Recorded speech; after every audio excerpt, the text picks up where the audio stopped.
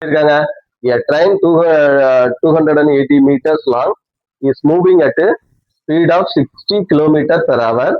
The time taken by the train to cross a platform 220 meter long. அதாவது ஒரு train, அந்த ட்ரெயினோட நீளம் 280 metre. அந்த ட்ரெயின் எவ்வளவு ஸ்பீட்ல போகுது? 60 மீட்டர் 60 கிலோமீட்டர் பெர் ஹவர்ல போகுது. அது என்ன செய்யுது?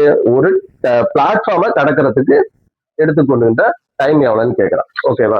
அதாவது ஒரு ட்ரெயின் போகுது, இந்த ட்ரெயினை இங்க போய் பிளாட்ஃபார்ம், இது பிளாட்ஃபார்மை கடக்கணும்.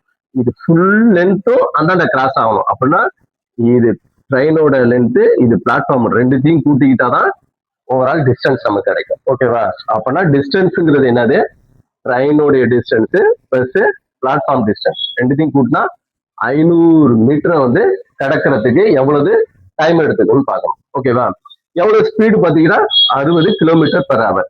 இது மீட்டர்ல இருக்கு, இங்க கிலோமீட்டர் பெர் ஹவர்ல இருக்கு. இது என்ன செய்யணும்? மீட்டர் பெர் செகண்டா மாத்தணும். இங்க உள்ள ஸ்பீட மீட்டர் பெர் செகண்டா மாத்தினாதான் நம்ம வந்து செம்ம போடலாம். அப்புறம் 60 kilometer per hour meter per செகண்டா மாத்தினா 5/80 பெருக்கணும். இந்த 18 இதையும் அடிச்சா 6 அடிச்சா 3, இது 6 அடிச்சா 10, இது ரெண்டுத்தையும் பெருக்குங்க. 50/3.